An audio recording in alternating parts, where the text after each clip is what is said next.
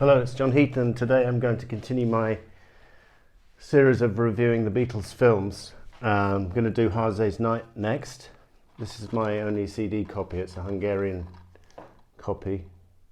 That's A Hard Day's Night translated into Hungarian. At least they were consistent with the title, because I was reading that in Germany the film was called Yeah, Yeah, Yeah when it came out.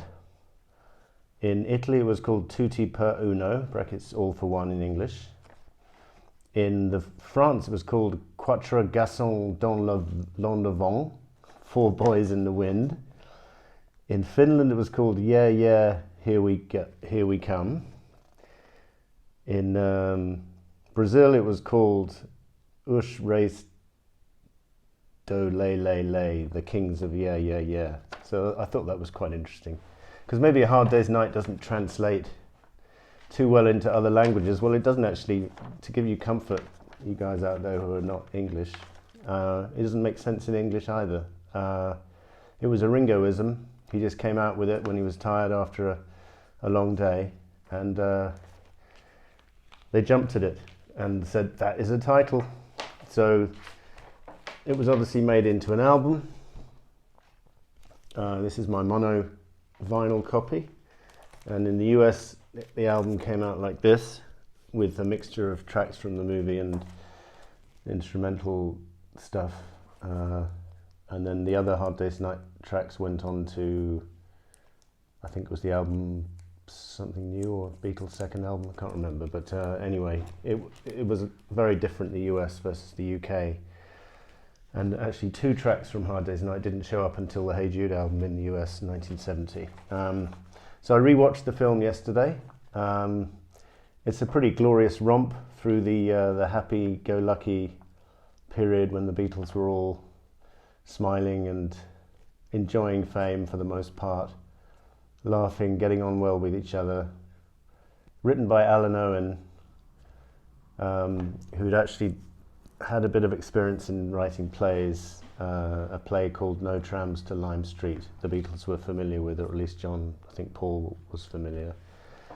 And he'd had some experience in putting Liverpool accents onto from that film, I think. And what happens is he spent 3 days with the Beatles trying to get to know them.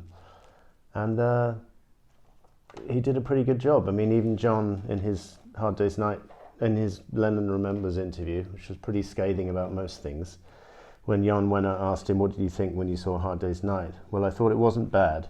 It could have been better. You see, there's another illusion that we were just puppets, and that these great people like Brian Epstein and Dick Lester created the situation and made this whole thing. But it was really precisely because we were what we were and realistic. We didn't want to make a shitty pop movie. We didn't even want a movie that was going to be bad, and we insisted on having a real writer to write it. So, and then he goes on to say, it was a good projection of one facade of us, which was on tour, once in London, once in Dublin. It was us, of us in that situation together, in a hotel, having to perform before people. We were like that. Alan Owen saw the press conference, so he recreated it in the movie. He recreated it pretty well, but we thought it was phony then, even. Wasn't realistic enough. And then he said the next one, Help, was garbage. But as I say, that Lennon interview, nothing really has spared his wrath. So I think with hindsight, all four Beatles had fond memories of Hard Day's Night and of Help, really, even though Help, plot-wise, is not quite as amusing or doesn't hang together as well as a concept, and maybe it's a bit repeating what Hard Day's Night was trying to do, but Help does have the glorious advantage of having those scenes filmed in the Bahamas and those scenes filmed in the snow.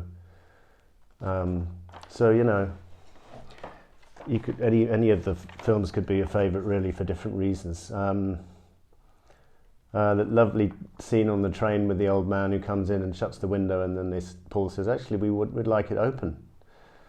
And there's four of us and there's only one of you. And he said things like, I've fought the war for the people like you. And Ringo says, bet you're sorry you won.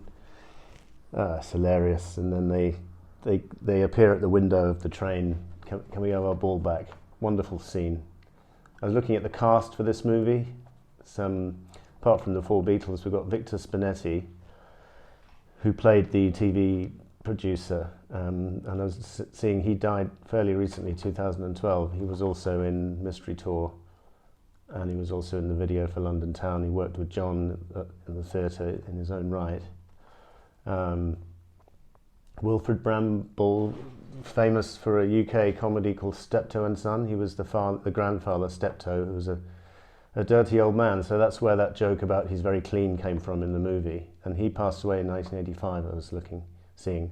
Norman Rossington plays Norm, I suppose the equivalent of Brian Epstein. He died in 1999. John Junkin plays Shake, Norm's assistant. Very, very well, good actor. I liked that performance, and he passed away in 2006. And Anna Quayle, who, a hilarious meeting with Lennon. Oh, you look just like him. You are, aren't you?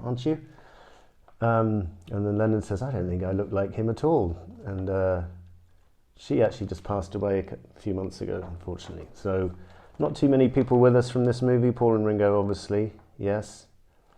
I think Dick Lester's still with us. Pattie Boyd was in the movie as one of the extras, one of the girls, and that's where George met her, although at the time she had a boyfriend, but George persisted and they ended up getting married. David Janssen plays the boy who Ringo meets on the hilarious river scene, which was filmed just by Kew Bridge. If you're in the London area, I think I've showed it to you before, there's a Beatles in London book which shows you exactly where they filmed each scene of each movie, and where they went to dinner even, and where they had meetings, and where the Apple offices are, and where the EMI headquarters are, and any important or semi-important event connected with the Beatles in the 60s is in that book. And Kew Bridge is just a few miles west of London, and you can check that out. And there's also a Post Office Alley, I think it's called, where they filmed a small scene from Help, just within a couple of 100 yards of Kew Bridge as well. So that's interesting. The opening sequence of Hard Day's Night filmed at Marylebone Station, which again you can check out. Hasn't changed much. Well, obviously has changed a little bit, but it's recognisable in the movie still as being the same station. A lot of songs performed in this movie, and what I noticed, and interesting, because a lot of these songs performed in Hard Day's Night for some reason don't appear to have been played that often live. Like, I should have known better. I can't recall them playing that too often in concert. Well, not that I was there, but I haven't even read or heard recordings of that. But it's performed twice in this movie, once on the train in the guard's van and once in the concert at the end. Happy Just to Dance With You, I thought was interesting to see Lennon playing that very fast rhythm guitar part, which I suppose I could have worked out it was him, but it was interesting to see that, because George is just playing an acoustic and Lennon's playing that fast rhythm, bit like he's playing on All My Loving from the previous year. If I Fell is performed twice in the movie and is just a complete highlight. She Loves You is performed at the end. Tell Me Why is performed at the concert. And I Love Her is done very tastefully. And again, interesting to see George Harrison playing not only the main 4-note riff at the beginning on the acoustic, but those arpeggios in the middle are all from George, and John's just playing the straight acoustic in the background. So that's interesting. Good scenes from all four of them, really. Lennon's when the bit where he's pretending to be a prisoner but don't know what I got sent down for is hilarious. Ringo is a bit of a natural in his river scene. Apparently he did have a god-awful hangover that day, so he wasn't really having to act too much.